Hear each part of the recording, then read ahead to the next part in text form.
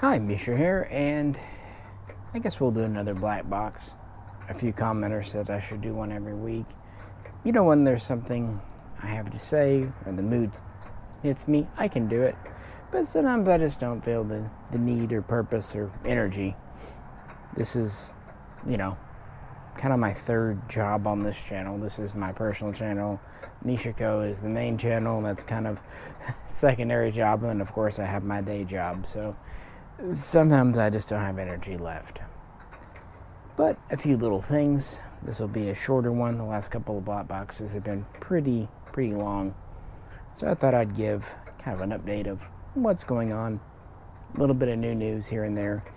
And I wanted to lead with something that will probably not interest a lot of people, but will be of great interest to a few people. So let's talk about that first. In the lightsaber world, Xenopixel V3 was just released. I just bought one. So this is a black box. We'll do an up close with it. And kind of knew it was coming a couple months ago, and a few ideas of what it had in it, but it kind of came sooner than I thought. Not to get too into the weeds there with that, not to bore the rest of you, but I kind of wanted the Count Dooku lightsaber because it's kind of a weird thing, and it's a Sith saber, and it kind of completes the thing. Also, Christopher Lee's kind of a badass, and kind of neat to have that. So I was already waiting on that.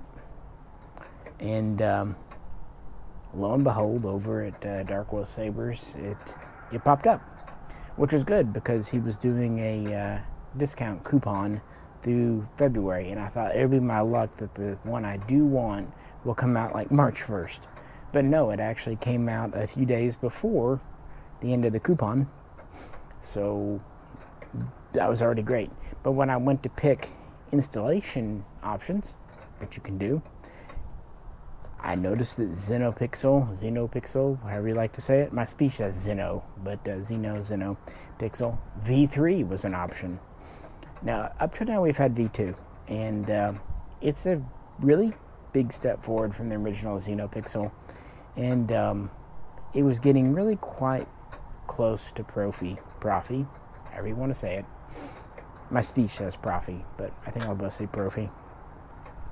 These are all NeoPixel, meaning, LEDs, RGB, basically the stuff in your computer fans.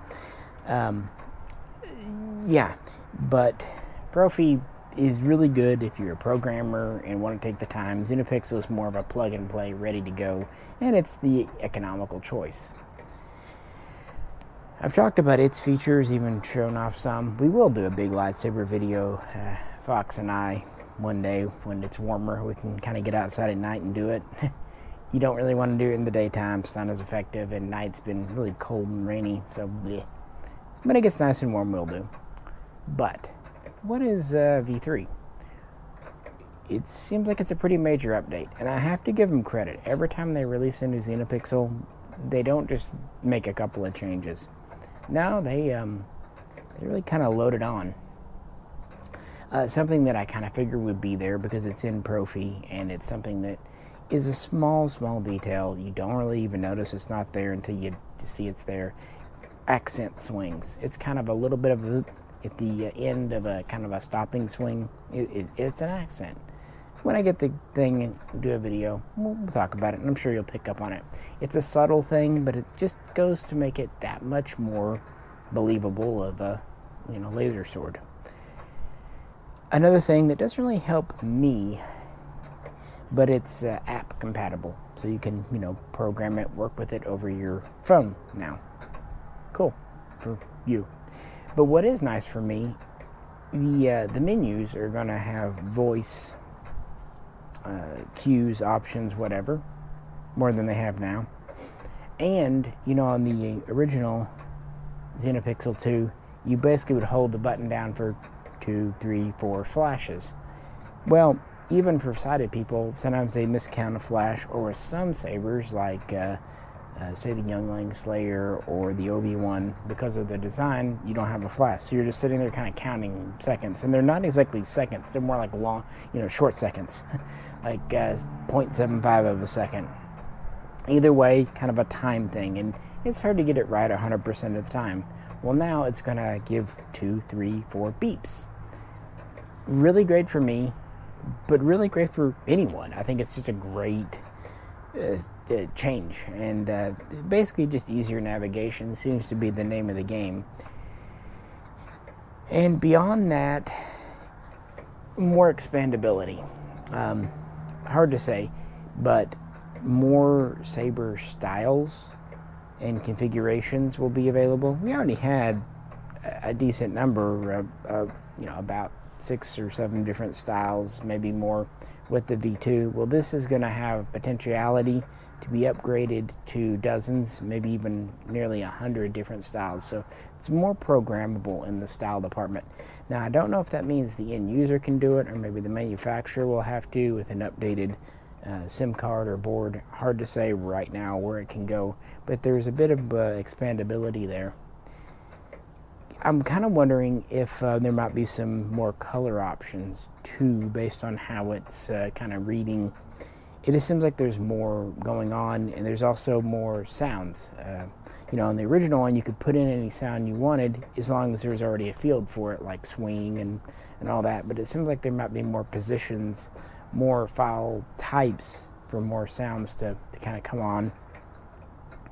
And this is really getting close to Profi levels, which is pretty neat. Still based off a programmable SD card, probably 16 gigs, which is more than plenty.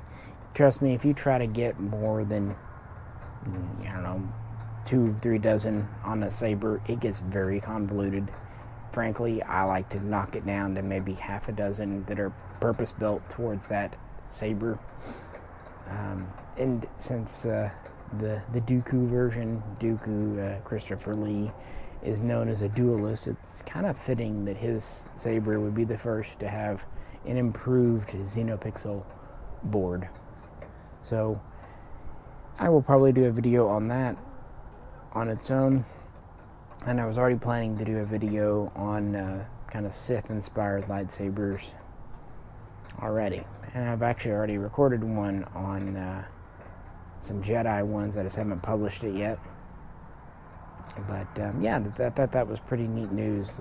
More to come as we experience more, and probably the first releases will be a little more basic, and then as time goes on, 6 months, a year later, we'll probably see expansion, more options, because you can update the firmware, you can update.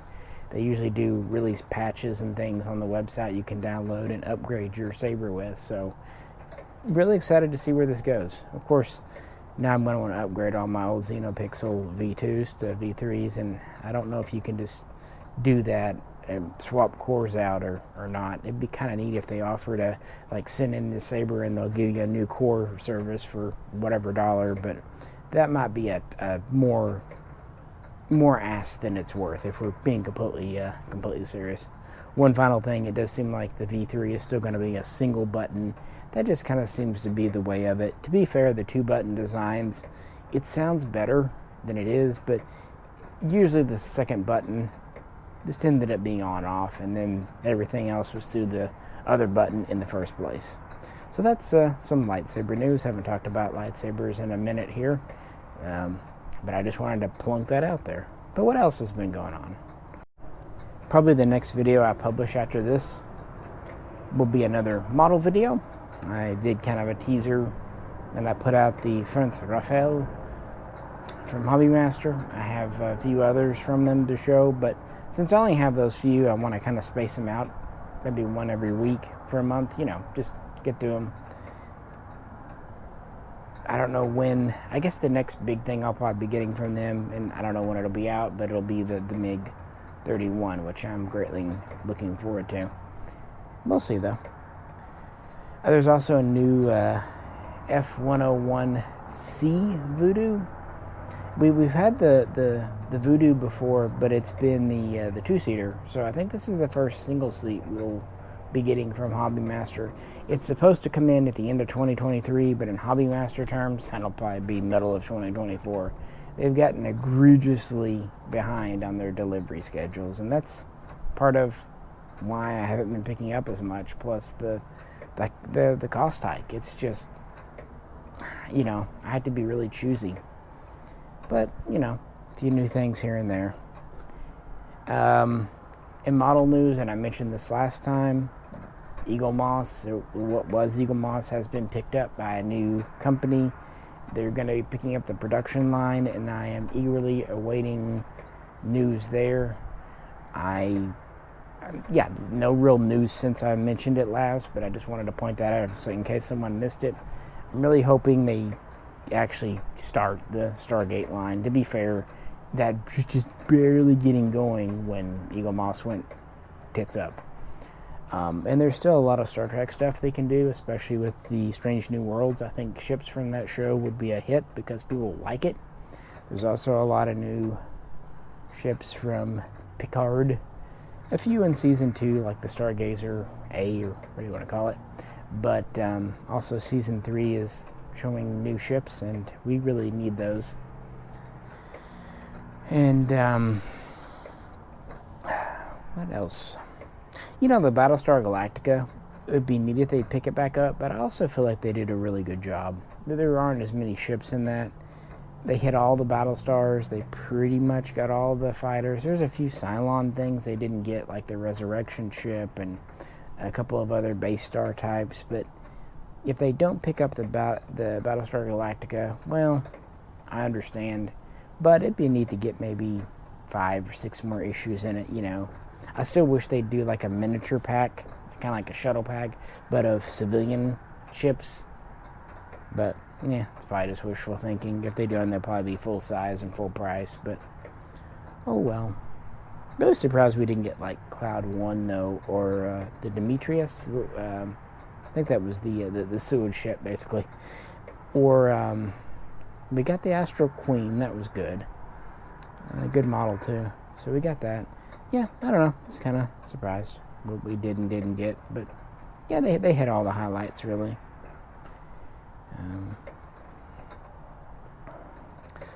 Don't really know much else in the model world, guys. It's been pretty quiet.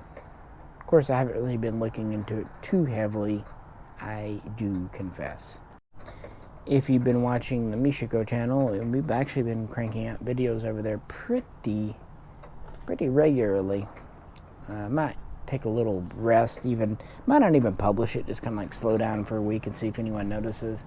Mostly just waiting on some new things to come in and weather to clear up so we can go shooting more, but been trying really hard to deliver content. Not a whole lot of new guns as such, but revisiting old favorites or maybe newer versions of older guns, if that makes sense. Kind of waiting on stuff to come out. I had a lot of fun at it, but yeah, we pretty much have finally finished up the Set Me LV and LVS video that's taken damn near a year. I want to do one more range trip with the LVS. The LV is complete, that section, and including the night vision. So that'll be a fun one to release. Hope it's kind of worth it because we started working on it last September, October, whatever that was. But yeah, another video. A couple of people have asked, and I think it'd be fun. I'd like to do the definitive FN FAL video. Get Jero to really help me edit it, make it look nice. It's kind of like, hey, this is the video for FALs, kind of a resource guide, what have you. That's a plan I have. But, yeah, I don't know. I would say I'm tired, but I'm really not. I just don't really know what else to do, if that makes sense. I'm not bored or anything, but there's not a whole lot else going on. No big projects on the horizon. But that definitely all could change. We do have a new batch of Swiss guns coming in. Talked to Dave today. And they hopefully will be in by the weekend or next week. And nothing revolutionarily new there, but more 7.51s, which are the 308s. There's a new variant in the 5.53 300 Blackout line that's FDE, but it takes Stenag mags. The ones before took Swiss mags. And while I like Swiss mags for Swiss guns, when you're doing 300 Blackout, it is perfectly logical to have them take AR mags. So I'm really interested to see how those sell. I hope pretty well, but we'll see. There's also more 5.53Rs, which is the 7.62-39 version. Those are good sellers. Even if people are slightly concerned about getting more steel-cased ammo, we'll see where that goes. I'm not worried about it. There's way too many guns in America that use that cartridge for there not to be a readily supplied blanking ammo. That's just, it's not going to happen. Not to mention, unlike, say, 5.45 that's only made in a couple of countries in the modern era, 7.62 is made in a lot of countries. And even if it's not, some countries would tool up to meet the demand because it's here. In fact, there's a better than even chance that Palmetto State, PSA, will do it. What else? There's that tiny batch of 5.52 Commandos. Yeah, those sold out like 1 second after they got posted. Kind of sad, but to be fair, that's a very niche thing. In every way, the 5.53 is a objectively better gun. The only reason to want a 5.52 is just to be a completionist and kind of a nostalgia person, and just to study its different mechanical things. Basically to kind of study a failed design. Not to put too fine a point on it, but that's what it is. It wasn't horrible, it wasn't, but for SIG standards, it wasn't up to their high standards. It really, really wasn't. Oh well. The reason they built a few of those was just they had the spare parts left over, so why not use them? That's pretty much it. There's the 5.50 Vatican editions coming in, the PE90 Vatican editions. It's not really my thing. If it's yours, that's cool. Swiss guns are nice, but they're not going to last forever. We're just enjoying. I can't believe it's gone on this long. Dave first started bringing guns in 2016. Here we are, 2023. 7 years is longer than I expected, if I'm being 100% honest. But I won't complain. I'd like to see more stuff, but yeah. What else? On a personal level, cats are doing fine. New computers working out okay. Kind of reminds me when I had to finally get rid of XP and go to Windows 7. There were some things I discovered I like more, and some things I discovered I like less. It's kind of funny. On some areas, it's slower, like the web browsing compared to the old system. And not that the computer's slow, it's just there's so much of the modern graphics and it slows my speech down. But in other ways, like video editing is just so much faster than the old machine. So and that's the same kind of difference I observed going from XP to Windows 7. But I'm really, really hoping, I don't care for change too much, that once I learn Windows 11, the ins and outs, I won't have to change for a number of years. I know there's been talk on the horizon about Windows 12.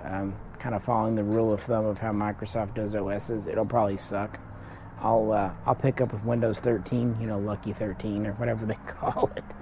But they're still supporting Windows 10 through 2025, I believe, at least. So realistically, then they should support 11 through at least 2027, 2028. By which time, the computer will be getting old. But that's kind of my plan. That's why I bought what I bought, trying to get a good system. I expect this thing should last 5 or 6 years. Expect might be the wrong word, but that's what I'm kind of demanding. That's what I want to do. Buy once, cry once, and not have to fuss with it. Because once I get it set up to the way I like it, I don't want to reconfigure because it takes me so long to get something broken in the way I like. But no, it's fine. Back to doing videos, kind of catching up, getting back to work, getting things shipped out here, and kind of ready for spring. We didn't have too rough of a winter, but it's been very unpredictable.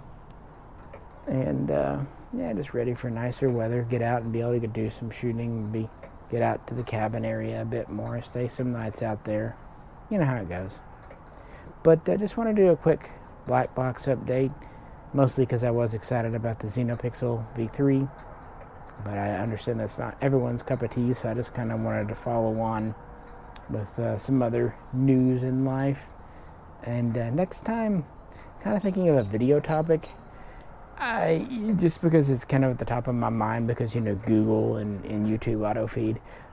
One fun topic, and it is kind of related to my previous black box, sovereign citizens.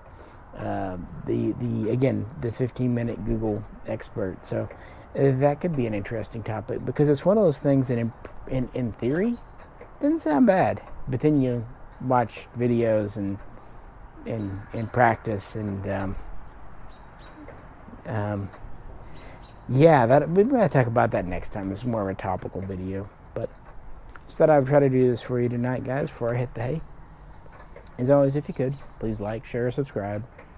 And if you want to see some of that stuff I talked about, you can check the Mishaco channel. And again, next time I'll post a model video over here tomorrow or the next day. But hope everyone is doing well as we round out February. And this is Misha. Catch you very soon, sometime.